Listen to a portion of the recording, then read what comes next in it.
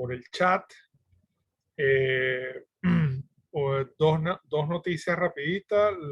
La primera es que ya corregí todos los videos, ya tienen mis comentarios en módulo 7 de cada uno de los grupos. Creo que la tarea fue interesante. Eh, todos, todos bastante buenos. Hay unos que por supuesto, me parecieron mejores que otros. Sin embargo, creo que en casi todos se registró un esfuerzo importante por cumplir con lo que le solicitamos y por ser creativos, ¿no? La verdad es que les agradezco el esfuerzo. Sigo corrigiendo. Espero tener las notas esta semana y se las presento, y luego que las tengan por allí, pues las cargo en secretaría para que tengan toda la información. Bueno, dicho esto, entonces vamos a comenzar con la clase 3 de sustentabilidad. Les recuerdo que tuvimos la clase 1 de sustentabilidad, donde vimos conceptos, ideas básicas sobre lo que es sustentabilidad.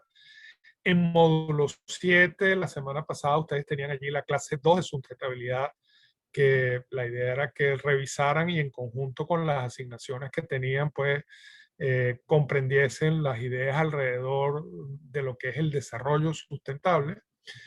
Y en esta clase de hoy vamos a hablar de varias cosas, pero fundamentalmente vamos a conversar sobre capacidad de carga y huella ecológica, ¿verdad? Son dos conceptos importantes, son dos conceptos relacionados con el tema ambiental, con la capacidad del planeta, con la capacidad de los ecosistemas, con los impactos ambientales que generamos, y todo esto se relaciona con sustentabilidad. Voy a compartir entonces pantalla. Me avisan cualquier cosa. Tengo video.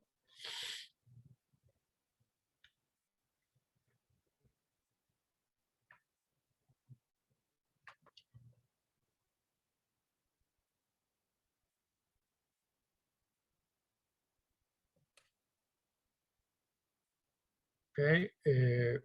Por favor, me avisan por el chat si logran verlo todo bien. Sí, profe, sí se ve. Vale, buenísimo, gracias.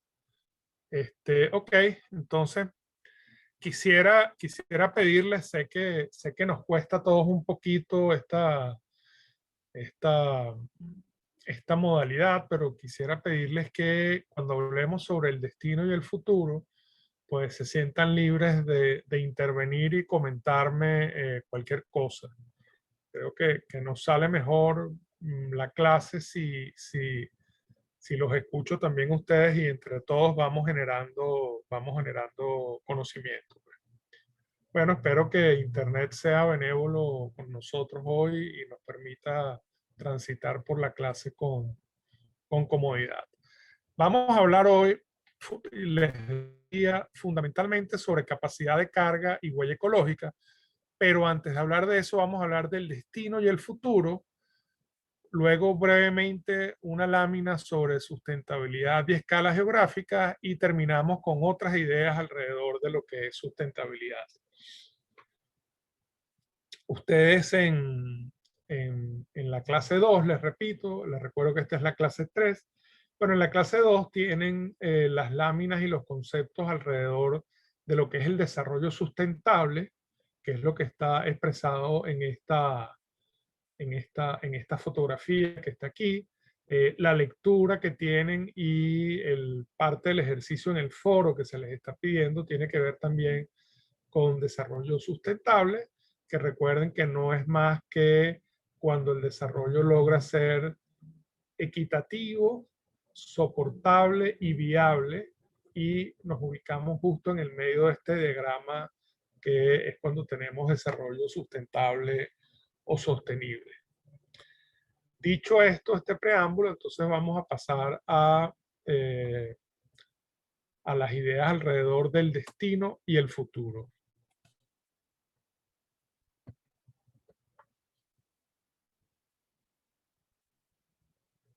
Ok, ¿por qué hablamos en esta clase del destino y del futuro?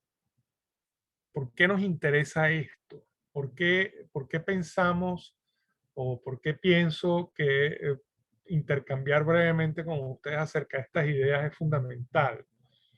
Porque fíjense, si nos atenemos a lo que tenemos allí como una definición de lo que es el destino, ahí les coloco una versión wiki porque, digamos, a los efectos de conversar con ustedes de esto, pues lo que decía Wikipedia me pareció eh, suficiente e importante.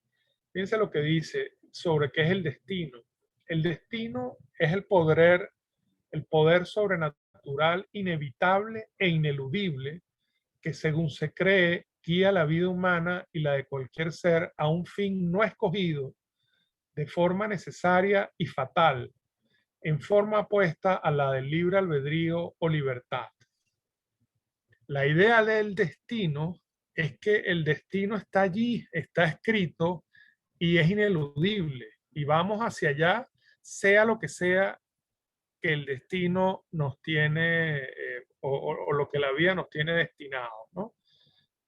Pareciera que no hay chance de escaparse del destino. Es decir, si a través de una varita mágica o de cualquier artilugio pudiéramos saber cuál es nuestro destino, pues como es un poder sobrenatural, inevitable y eludible, no tenemos cómo escaparnos a él.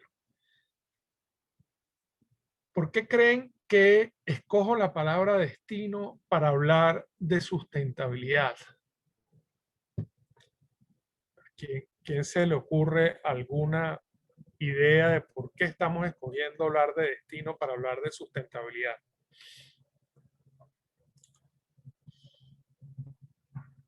¿Algún compañero o compañera que diga, que exprese alguna idea alrededor de esto? Adelante. Bueno, considero que se puede hablar de destino porque en temas de sustentabilidad se trata de mirar hacia el largo plazo y con los pasos que estamos siguiendo ahorita. Entonces, bueno, en tema de contaminación e impacto ambiental, si, o sea, si seguimos el rumbo establecido, tenemos más o menos un camino marcado de qué nos puede pasar en un futuro, como un destino. Perfecto. O sea, precisamente esa es la idea. Eso que tú acabas de expresar, fíjense, hay el futuro, que es lo próximo que vamos a conversar. El futuro es estimable, es predecible, y sin embargo el destino como inevitable o ineludible eh, está allí. Hay unas condiciones que nos hacen pensar que podemos tener un futuro determinado, como tú lo mencionas bien, la contaminación, el uso no sostenible de recursos, pudiera ser que nos lleve hacia un destino catastrófico. Y por eso estamos hablando de destino en esta ocasión. El destino está determinado, que es la pregunta que coloco aquí. Bueno, no está determinado. El destino de cada uno de nosotros no está determinado. Esta idea de que el destino es un poder sobrenatural, inevitable e ineludible, pues no es cierta. El destino no se conoce, el destino es impredecible. Sí hay unas condicionantes, sí hay una tendencia, un rumbo, pero en definitiva los destinos no están escritos ni determinados. Las civilizaciones antiguas tenían muy institucionalizado el indagar sobre el destino. Entonces, hacían augurios, es decir, trataban de ver qué les tenía el destino reservado a las personas, saber sobre el futuro, saber sobre el destino ha sido una inquietud de la humanidad todo el tiempo, ¿no? Pero entendía como destino, como algo que está, esto ya, digamos, ya esto ha sido un poco superado, ¿sí? Sin embargo, tendemos a pensar en él, a agarrarnos a él cuando el destino que nos imaginamos puede ser oso, pues entonces tratamos de creer que sí, que es lo que nos toca, ¿no? Pero no, en definitiva, el destino no está determinado. El futuro, también una versión wiki, ¿verdad? Y lo que ven ahí en esa imagen es que esos pies de esa persona que está allí, pues tiene distintas vías hacia la cual dirigirse. Puede imaginar un futuro si se va a la izquierda, puede imaginar un futuro si se sigue derecho, o puede imaginar un futuro si dobla a la derecha. O sea, hay opciones. El futuro también depende de las decisiones que tomemos en el presente, ¿verdad? Eh, la versión wiki de lo que es el futuro nos dice que según la concepción lineal de tiempo que tienen la mayoría de las civilizaciones humanas, el futuro es la porción de la línea temporal que todavía no ha sucedido. En otras palabras, es una conjetura que bien puede ser anticipada, predicha, especulada, postulada, teorizada o calculada a partir de datos en un instante de tiempo concreto. El futuro puede ser anticipado, puede ser predicho y puede trabajarse para lograrse. Adelante, Gabriel. Bueno, si no es con el tema, entonces la tratamos al final, estoy pendiente. Ok, entonces fíjense, el futuro, a diferencia del destino, sobre el futuro podemos especular. ¿El futuro está determinado? Bueno, sí, al igual que el destino, el futuro está condicionado. Es decir, pongamos un ejemplo relacionado con la salud. Y aquí me voy a permitir pensar, por ejemplo, en una persona que a los 30 años tiene muchísimo sobrepeso, que tiene diabetes, que además fuma, que en su familia hay antecedentes de enfermedades pulmonares y cardíacas. Esta persona, además de fumar y tener sobrepeso, no hace dieta, no hace ejercicio, no va al médico. Entonces uno pudiera decir que el futuro de esta persona está condicionado. Es decir, hay una serie de condiciones que permiten especular que el futuro en cuanto a salud de esta persona, pues no va a ser bueno, pues no va a tener una vida sana y probablemente no tenga una larga vida, sino que a lo mejor fallezca de forma temprana. Entonces, digamos, el futuro puede estar condicionado. Como decía hace un rato José, la, la,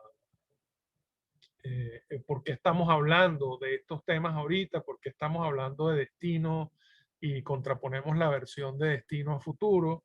Bueno, porque podemos especular, postular, teorizar o calcular que tenemos un futuro condicionado, y condicionado en términos de sustentabilidad, condicionado en términos de decir, oye, no estamos tomando, mejor dicho, la capacidad del planeta para sostener la vida está condicionada, está cada vez más afectada. Entonces, digamos, si tal y como se hace cuando se trabaja con el futuro, cuando se planifica, se establecen escenarios, ¿verdad?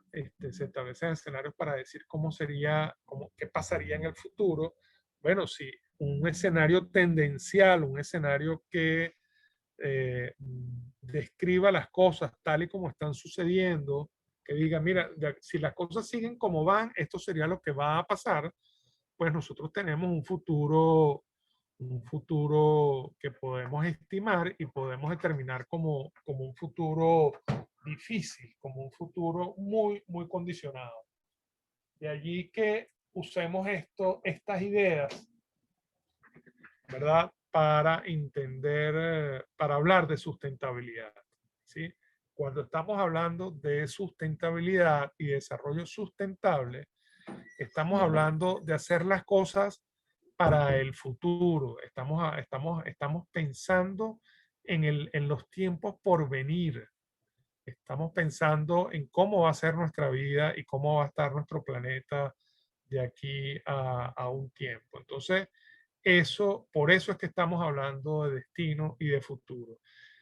El destino, como bien decía la definición, es algo inevitable. Se creía que era algo inevitable. Pensamos nosotros más bien hablar de futuro, porque para el futuro tenemos opciones. Para el futuro tenemos posibilidades de eludir o de mejorar la situación. Entonces, pensar en estas cosas es también entonces, bueno, pensar en sustentabilidad. ¿Alguna pregunta con respecto a esto? ¿Algún comentario?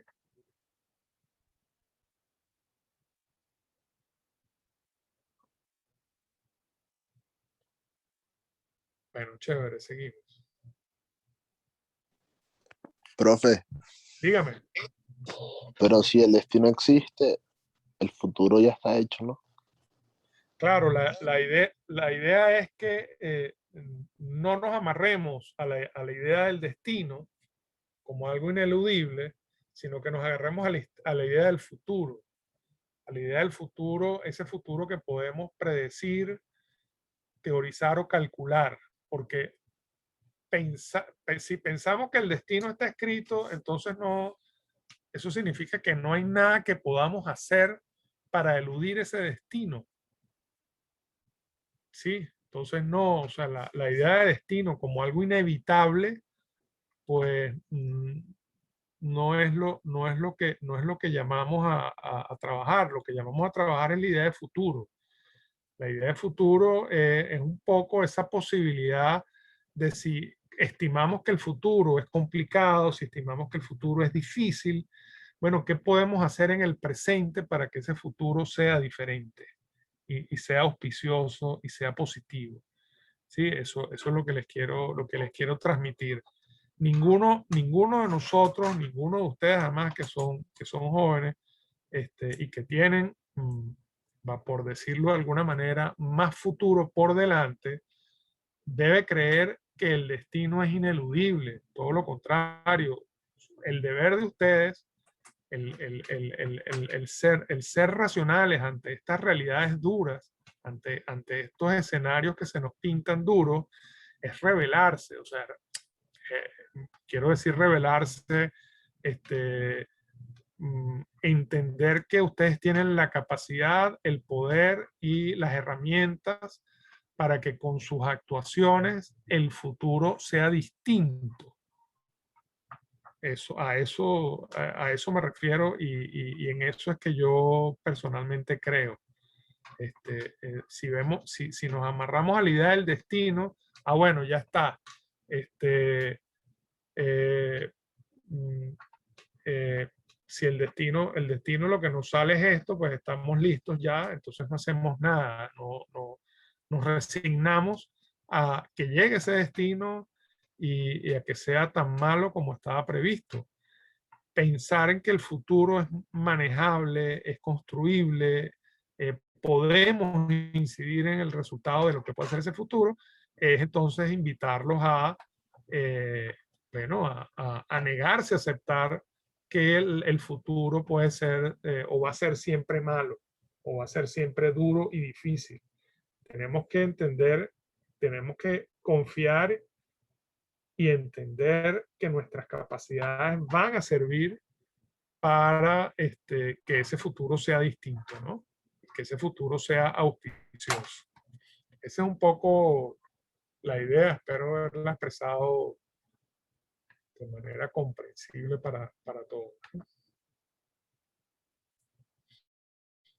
Está bien, profe.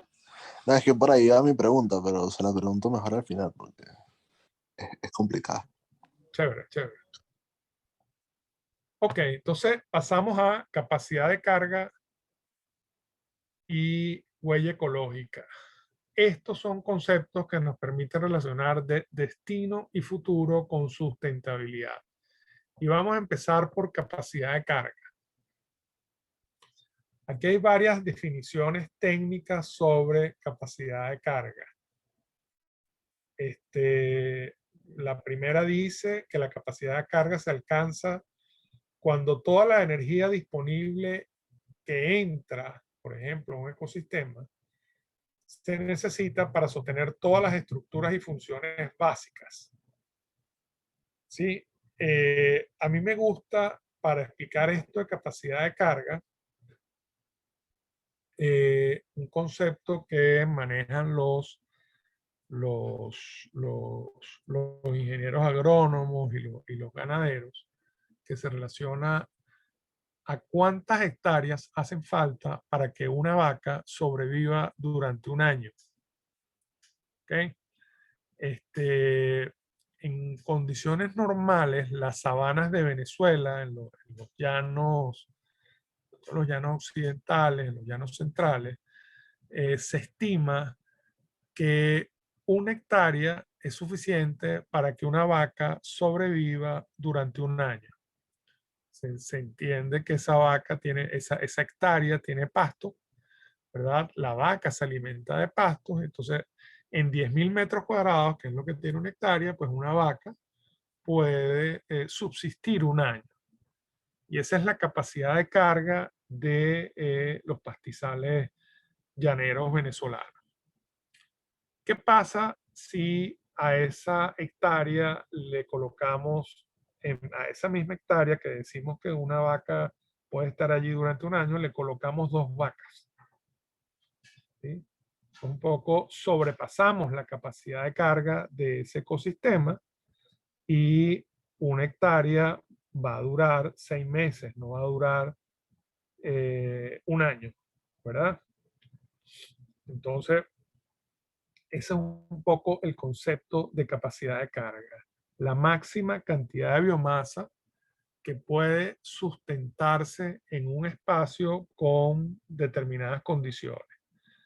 Entonces, la capacidad de carga es importante, sirve para sostener procesos, ¿verdad?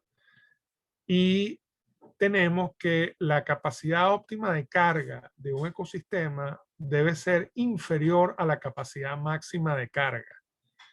Si nosotros decimos que una vaca por hectárea es la capacidad máxima de carga de ese pastizal llanero, pues la capacidad óptima quizás deba ser 0,8, es decir, nunca aproximarse tanto a la capacidad de carga. Si nosotros asociamos capacidad de carga de forma general a lo que es el planeta, entonces vamos a empezar a obtener algunas conclusiones que pudieran ser preocupantes, ¿no? Fíjense, otra definición de capacidad de carga, según la Ley Orgánica del Ambiente, la capacidad de carga es el máximo valor posible de elementos o agentes internos o externos, un espacio geográfico o lugar determinado, sin que se produzcan daños, degradación o impida la recuperación natural en plazos y condiciones normales, o reduzca significativamente sus funciones ecológicas. Si, de acuerdo a esta definición de la Ley Orgánica del Ambiente, si nosotros agregamos más vacas a esa hectárea, ¿qué va a empezar a ocurrir? No solamente se va a acabar el pasto, sino que son más pisadas de la vaca en el suelo. Al 2 vacas estar comiendo, eliminar el pasto, pues van a dejar el suelo desprotegido, va a llover y entonces se va a erosionar y ese suelo va a perder capacidad y así sucesivamente. Si nosotros comparamos y llevamos la capacidad de carga, por ejemplo, a otro ámbito, por decir algo, a una playa, ¿verdad? Y la playa se llena de gente y hay más gente de la que la playa puede soportar cómodamente, entonces nosotros vamos a tener allí que se van a sobrepasar las capacidades de la playa para recoger y almacenar los residuos y desechos que la gente deje allí. No va a ser confortable, bueno, se va a ensuciar el agua, demasiado ruido, entonces la cosa no va a funcionar adecuadamente. Pues igual sucede si llevamos esto a otro espacio y a otro ámbito, igual sucede con el planeta. Pues. ¿Qué pasa también con la capacidad de carga? Que la capacidad de carga depende de unos factores que pueden ser alterados en ocasiones para aumentar esa capacidad de carga, ¿no? Entonces fíjense que en esta gráfica que tenemos aquí, y para explicar esto de manera que podamos tratar de comprender, esta curva que tenemos acá es la cantidad de población humana y estos son cientos de años, ¿no? A medida que pasa el tiempo, ven cómo la población humana ha ido creciendo. ¿Por qué la población humana ha ido creciendo? Porque han ocurrido cosas a lo largo de la historia que han hecho que la capacidad de carga, que es esta línea punteada que ustedes ven aquí, del planeta haya ido aumentando. ¿Ok? ¿Por qué aumenta la capacidad de carga aquí en este punto? Bueno, a lo mejor aquí estamos hablando de la invención de la agricultura, de cuando la gente, las sociedades, las comunidades, los grupos humanos aprendieron a cultivar y a criar animales y dejaron de ser nómadas y pudieron tener entonces más seguridad alimentaria, es decir, más disponibilidad de recursos y comida, y eso hizo que de alguna manera la comida rindiese más y favoreció entonces que hubiese más posibilidad de que hubiese más gente. Entonces, cuando eso ocurre, rápidamente la población sube porque, bueno, hay más comida, pues.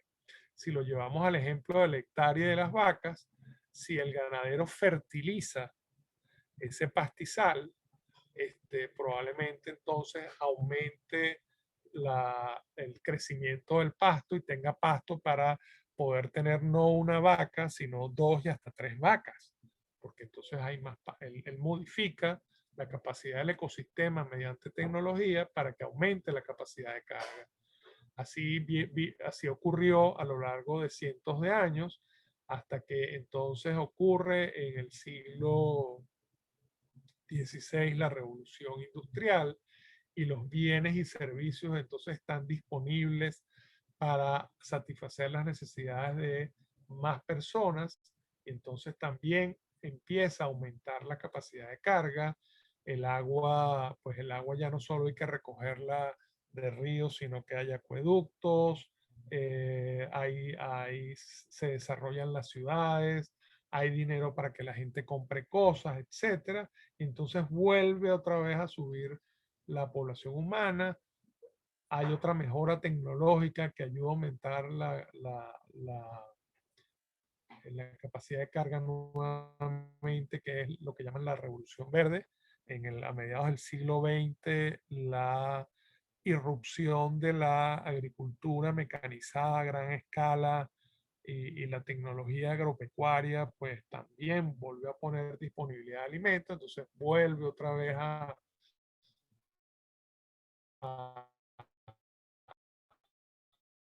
aumentar ligeramente la capacidad y la gente sigue creciendo. Entonces, la capacidad de carga no es un concepto estático, es un concepto que puede ir manejando, ¿no? Se puede ir manejando, sin embargo, pues hay límites planetarios que es importante considerar. En contraposición al concepto de capacidad de carga, tenemos el de huella ecológica. La huella ecológica es un indicador del impacto ambiental generado por la demanda humana que se hace de los recursos existentes en los ecosistemas del planeta, relacionándola con la capacidad ecológica de la Tierra de regenerar sus recursos. ¿Verdad? La huella ecológica tiene distintas formas de expresarse. Normalmente se expresa en términos de superficie, ¿verdad? Y nos dice, por ejemplo, cuando lo usamos como indicador, cuánto es mi huella, la huella ecológica personal. Ustedes tienen un ejercicio en este módulo que es calcular cada uno de ustedes su huella ecológica, agruparlas en el grupo y tener un indicador general. Fíjense la representación de la huella ecológica. Cada uno de nosotros demanda recursos, ¿verdad?, de tierras bioproductivas. Digamos, los alimentos que consumimos se producen en una superficie determinada. Y entonces ahí tenemos una porción. También hay productos marinos que también tienen una expresión en superficie. Hay infraestructura para proveernos de energía, infraestructura que implica desde la extracción de minerales fósiles para poder quemarlos y producir energía, en el caso de energía termoeléctrica alimentada con combustibles fósiles, pero también necesitamos espacios para desarrollar nuestra vida, que es el espacio tierra construida, y los servicios ambientales es lo que aquí está puesto como biodiversidad. Cada uno de nosotros demanda algún espacio en estos términos, en tierra, mar, energía, tierra construida y servicios ambientales. O sea, cada uno de nosotros tiene entonces, genera un impacto por la demanda de estos elementos, ¿no?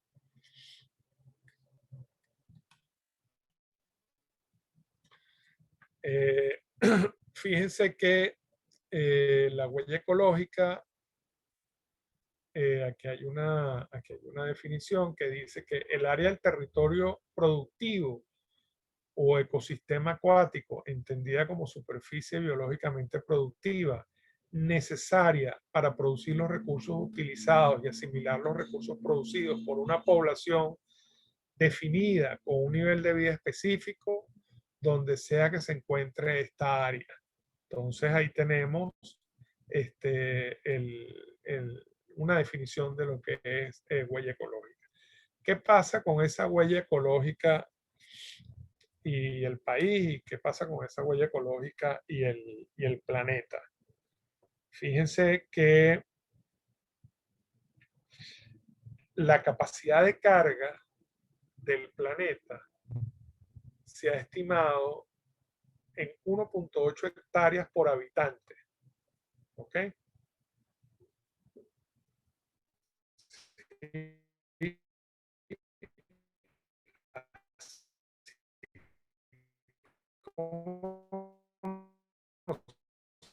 Nosotros teníamos 1 hectárea por vaca. Bueno, la tierra tiene 1.8 hectáreas, ahí están contenidas las tierras productivas, las tierras, el espacio marino, lo de energía, lo de tierra habitable y lo de los servicios ambientales.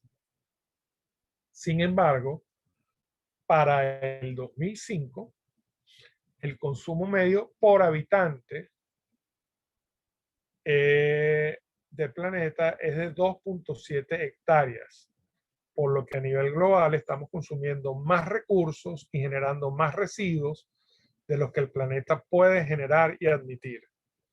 Fíjense entonces cómo ya para ese año estábamos casi que 1 hectárea por encima de lo que el planeta tiene disponibles para nosotros.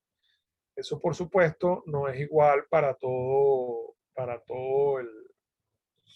el planeta. Fíjense en que en Venezuela, más o menos en el 2007, la huella ecológica de los venezolanos superó a la capacidad del país para poder sostenernos, ¿no? Fíjense, donde se cruzan la línea roja y la línea verde, es cuando superamos eso. ¿Por qué la línea verde de biocapacidad disminuye? Bueno, porque se van perdiendo recursos naturales, se van perdiendo espacios, se van perdiendo tierras productivas y va disminuyendo la biocapacidad de Venezuela para sostener más gente, ¿no? Entonces, fíjense que ya en ese año 2007 nosotros ya superamos nuestra capacidad. En términos del planeta, la huella ecológica del planeta para el año 2010, más o menos 2010, 2007, nos decía que aquí estábamos consumiendo más o menos un planeta y medio al año. Es decir, estábamos sobrepasando la capacidad de carga del planeta 1.5 veces. Esto, hay un día en el mes de julio que hay una suerte de reloj que indica en qué día del mes nosotros ya hemos sobrepasado la biocapacidad del planeta. Es decir, que nuestra huella ecológica superó la biocapacidad del planeta. Y eso ha venido ocurriendo más o menos hace unos años, ocurría entre agosto y septiembre, ya está ocurriendo en julio. Es decir, la fecha en que nosotros colmamos la capacidad del planeta, todos los años en julio. Fíjense que si, hablando de futuro y de destino, si nosotros asumimos que el destino es inevitable y que no podemos hacer nada contra el destino, es lo que en este gráfico se dice moderate business as usual, es decir, los negocios tal y como de manera inercial, el escenario inercial, si las cosas siguen como van, pues en el 2050 estaríamos consumiendo 2 planetas y cuarto. Es decir, esta es la posición en la que asumimos que el destino es inevitable y no hay nada que hacer.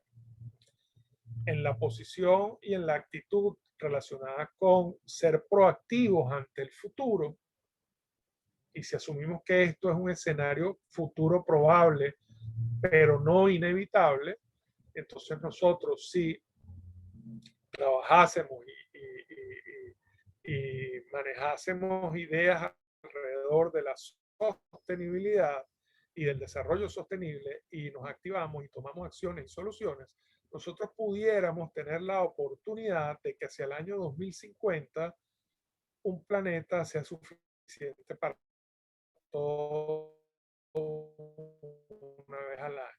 Es decir, que el planeta sin comprometer el futuro. Porque ¿qué pasa cuando nos consumimos planeta y medio al año o 2 planetas al año? Pues sencillamente estamos agotando las reservas futuro, no estamos dejando nada para las generaciones que vienen.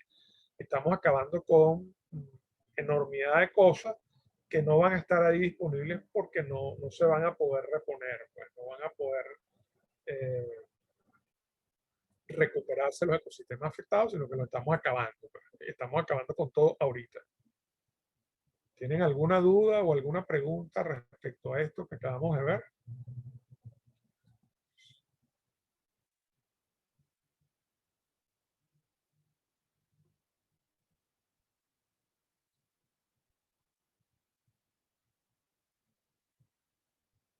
Bueno, fíjense que este mapa que tenemos aquí nos permite entender cómo la huella ecológica varía de país en país.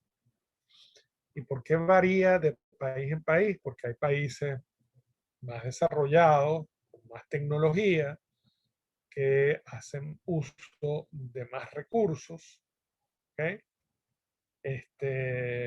Y bueno, al hacer uso de más recursos, pues tienen una huella ecológica mayor que aquellos que no usan tantos recursos. Entonces, países por lo general ricos, con buen nivel de vida, utilizan más recursos. Países pobres utilizan menos recursos y tienen menos huella ecológica. Si entendemos esto desde lo ecológico, pues uno pudiera decir, oye, pero entonces, eh, bueno, es chévere ser pobre, es más ecológico ser pobre, ¿no? Entonces puede ser que nuestra huella ecológica como país pobre sea menor, pero nuestra calidad de vida también es menor. Por aquí hay una pregunta que acá preguntan sobre a qué se refiere planetas. Cuando decimos planetas aquí, estamos hablando a la capacidad de carga del planeta. Es decir, nos estamos consumiendo la capacidad de carga del planeta Tierra una vez y media al año. A eso es que me estaba refiriendo. No sé si quedó claro.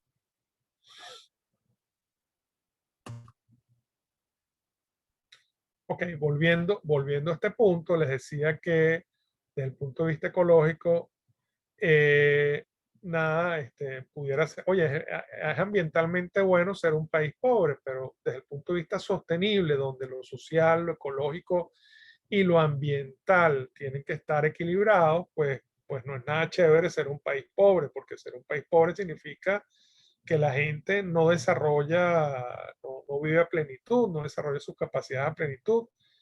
Que ser rico tiene sus problemas, sí, porque bueno, entonces nuestra huella, la huella es mayor, es superior, ¿no? Bueno, pero esa es un poco la situación. ¿Cuál es el reto? El reto es que, bueno, todos los países puedan desarrollarse de manera tal que la gente viva bien, pero a la vez dentro del desarrollo sostenible y bajo la idea de desarrollo sostenible es entender, por ejemplo, que Europa, que consume, de acuerdo a este mapa, entre 2 y 4 planetas al año, perdón, entre 2 y 4 planetas al año, que está en rojo, bueno, puede ser un continente próspero, rico, con buena calidad de vida y que su huella ecológica sea reducida, ¿no?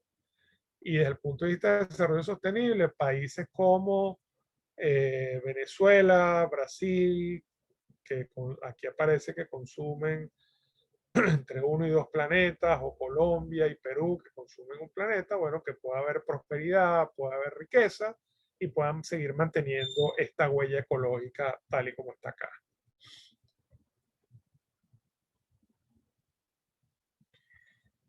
Entonces la mirada de este mapa es una mirada con la lupa ambiental, pero también con la mira puesta en el equilibrio entre las dimensiones ecológica, social y ambiental del desarrollo sostenible. A ver, países como, aquí está Costa Rica, países como Costa Rica tienen un buen nivel de vida, no por el hecho de consumir menos de un planeta, podemos decir que Costa Rica es un país pobre, tampoco es un país absolutamente desarrollado, pero Costa Rica ha venido implantando políticas ambientales y de protección desde hace muchísimos años, ¿verdad? Y logra mantener con buena condición una aceptable condición de vida para sus ciudadanos, donde hay progreso social, logra mantener entonces una huella ecológica pues bastante moderada y aceptable, ¿no? ¿Algún comentario con respecto a este mapa para pasar a otro punto?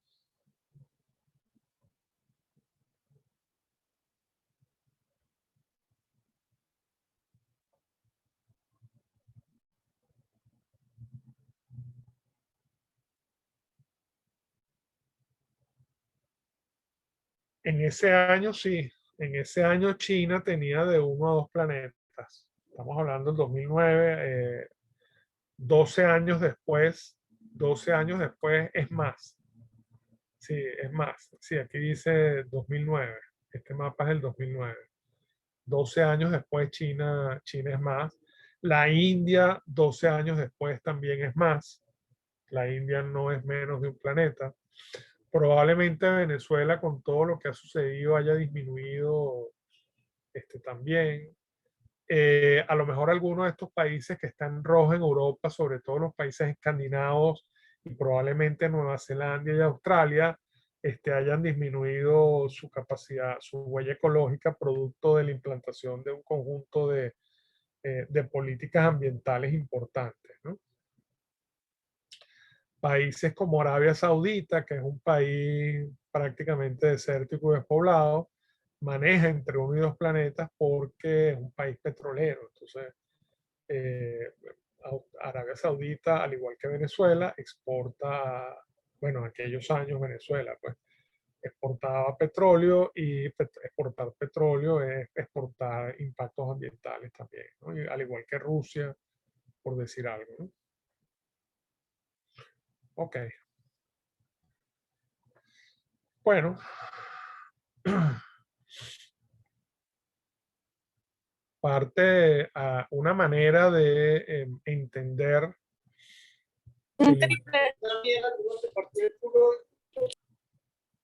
una manera de entender los impactos ambientales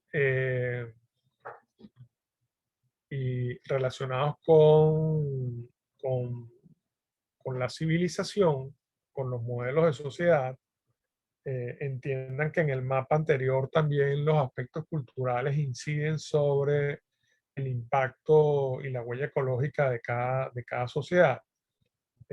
No es lo mismo, por ejemplo, la huella ecológica de, mm, de lo que es la ciudad de Caracas, por decirlo de alguna manera, de las comunidades Guarao en el delta del Orinoco. O sea, los aspectos culturales también tienen importancia y relación con esto de la huella ecológica, ¿no?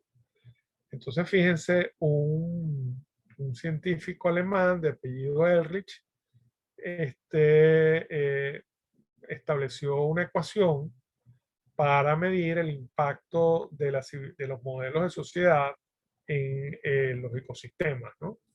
Entonces, la I es impacto sobre los ecosistemas, la P es la población, la C es consumo por persona, los patrones de consumo de cada sociedad, y la T es tecnologías empleadas, ¿no? Entonces, fíjense que el impacto sobre el ecosistema es una función directamente proporcional entre el producto de la población, el consumo y la tecnología. Cuando decimos directamente proporcional, es que mientras más población haya, más consumo y más tecnología, hay más impacto sobre el ecosistema, ¿sí? Ese es un poco lo que dice esta ecuación. Entonces, para explicar un poco y para ejemplificar un poco algunas cosas como esta ecuación funciona, si usted tiene más gente, no importa su cultura, usted está generando más impactos ambientales. Si el modelo civilizatorio, la cultura, implica además que esas personas consumen tienen un alto nivel de consumo, entonces también está agregando más impactos ambientales. Y si la tecnología que se utiliza para satisfacer todas las necesidades humanas es una tecnología no adaptada a las limitaciones ambientales, pues entonces también está generando mayores impactos ambientales. Hay una pregunta aquí sobre China y la India aumentaron considerablemente su huella ecológica. En estos 12 años, sí, porque en estos 12 años, y aquí la ecuación nos sirve para explicarlo, todos sabemos que China y la India tienen una altísima población y eso ya de por sí garantiza ciertos impactos al ecosistema, pero además la China y la India son 2 países que han experimentado un enorme aumento en la capacidad de consumo de su población. Enorme, enorme. Entonces, cónchale, ya tenemos dos de los factores que se relacionan de manera proporcionalmente directa con el impacto. Pero además, durante estos 12 años, si bien han cambiado algunas cosas, la tecnología para el desarrollo ha sido poco amigable en ambos países. China tiene una de las tasas de contaminación más grandes en cuanto a contaminación del aire. La India, pues también son sociedades donde implantar políticas ambientales pues es costoso, ¿no? Aquí luego entran otros factores que se pueden analizar, como la curva ambiental de Kuznets, que dice que en la medida que aumenta el Producto Interno Bruto, aumenta el impacto ambiental de esa sociedad sobre el planeta, pero mientras sigue aumentando, llega un momento en que la sociedad como que comprende, aprende y tiene recursos para moderar ese impacto ambiental y lo logra. Entonces la curva de Kuznets es una curva, una campana, una U invertida, ¿no? Pero bueno, esos son otros temas. Lo importante es que entendamos que hay una relación directa entre el impacto que las personas causan al ambiente, que está relacionado con el número de habitantes. Más habitantes es más problemas, más habitantes con más capacidad de consumo es más problemas, y el uso de tecnología agresiva con el ambiente es más problema. Esto del consumo, permítanme ilustrarlo rápidamente con un ejemplo. Un habitante de un país desarrollado puede generar alrededor de 4 kilos de desechos diarios. Por desechos, digamos, basura, lo que nosotros comúnmente y coloquialmente llamamos basura. Eso no importa lo que esa persona va a generar 4 kilos diarios de basura. Un habitante de Caracas escasamente supera el kilo de basura diaria. Un habitante de cualquier ciudad del interior de mediano tamaño, de las ciudades que siguen en jerarquía a la ciudad de Caracas, pudiera estar alrededor de 0,8 kilos por persona por día de basura. Entonces, fíjense, cuando hablamos de consumo y de impacto ambiental, y vemos, por ejemplo, cómo Estados Unidos tiene 4 planetas, porque Estados Unidos, sus habitantes, cada vez que consumen, generan en promedio 4 kilos de basura diaria. Nosotros generamos en Caracas 1 kilo, 1,2 kilos de basura diaria, significativamente menos. Entonces, por ahí es un poco para ejemplificar el funcionamiento de la ecuación de Elrich. ¿Algún comentario, alguna pregunta sobre esto? Estoy atento.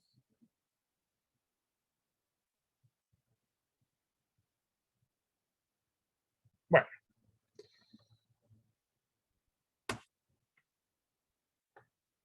Seguimos.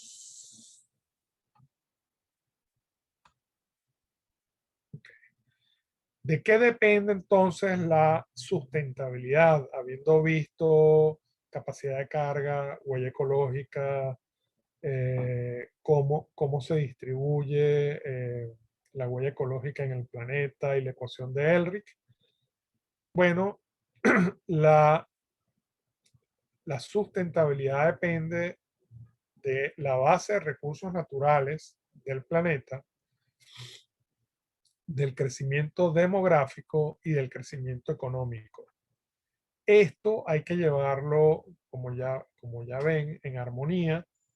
Más recursos naturales en un país es un aval, es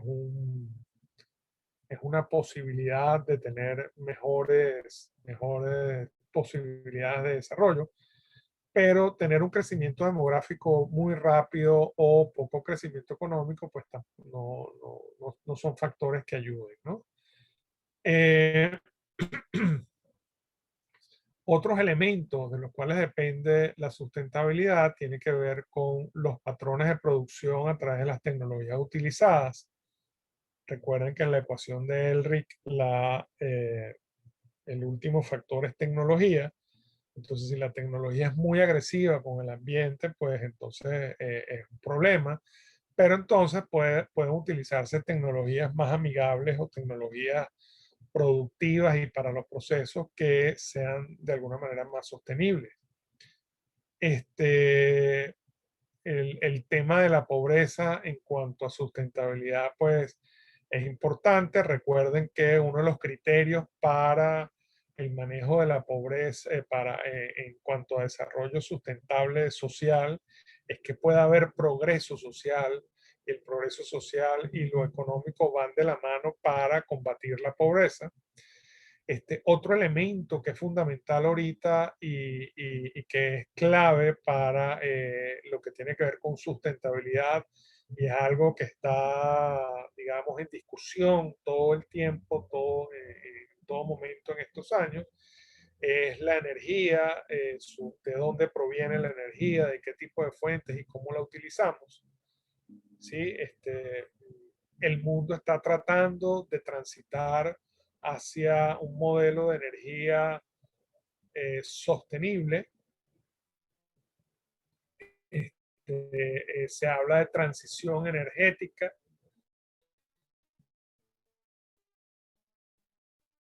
y transición energética tiene que ver. Y por último, también se trabaja y es importante que entendamos que la ciencia y la tecnología cumplen un papel importantísimo en el logro de la sustentabilidad. A través de ciencia y tecnología es que se pudieran desarrollar tecnologías más amigables, tecnologías que permitan hacer un uso más racional de la base de recursos naturales, tecnologías que permitan un mejor uso y un uso distinto de la ciencia, de la energía, por ejemplo, ¿no? Entonces, estos elementos que están acá son claves para entender la sustentabilidad. Y por último, vamos a repasar en este gráfico lo que, lo que significa, digamos, cada uno de los tres ejes tradicionales de la sostenibilidad, sociedad, economía y ambiente, y cómo se interrelaciona pues cada uno de estos, ¿no? Fíjense que entre ambiente y sociedad, las relaciones son que el ambiente genera una serie de servicios a la sociedad, pero la sociedad con su existencia y con todo lo que acabamos de ver, genera pues una serie de impactos sobre el ambiente, ¿no? El ambiente con la economía, el ambiente brinda recursos naturales y espacios para el desarrollo de la economía y la economía genera impactos ambientales sobre el ambiente. En la medida en que estos flujos de servicios y recursos naturales de ambiente a sociedad y economía pues sean mejor aprovechados, más racionales, con tecnologías no agresivas, pues los impactos que devuelvan sociedad y economía ambiente serán menores y más sostenibles. Entre sociedad y economía, pues la sociedad otorga instituciones y otorga capital humano para el desarrollo de la economía y la economía devuelve bienes y servicios a la sociedad. Entonces también, digamos, en la medida en que esto será más sostenible, en la medida en que estos bienes y servicios puedan ser asumidos por la sociedad y que el capital, pues el capital en general, entendido como el humano, el patrimonial, el ambiental, pues no se deteriore ni debilite, ¿no? Bueno, esto es fundamentalmente lo que quería compartir con ustedes el día de hoy. Quedo atento si tienen alguna pregunta, algún comentario sobre lo que acabamos de ver o sobre otros temas.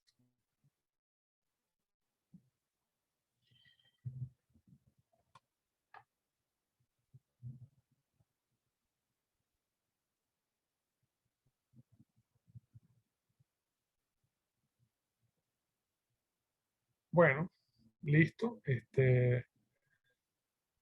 Si no hay intervenciones de parte de ustedes, entonces lo dejamos hasta acá. Como siempre, esta clase va a estar la voy a colgar en YouTube. Ahí podrán repasarla. Estén atentos entonces al cuaderno de notas que les irán apareciendo las notas en el resto de la semana. Y a las tareas, ahí hay puesto un foro, hay puesto una asignación de huella ecológica y está puesto el trabajo para el módulo de sustentabilidad. Bueno, nada, gracias por su atención y nos veremos pronto. Pues. Yo por ahí les convoco para una próxima clase donde haremos el cierre de sustentabilidad y del curso. Hasta luego, que estén todos bien, cuídense. Hasta luego, profe. Feliz día. Igual, gracias.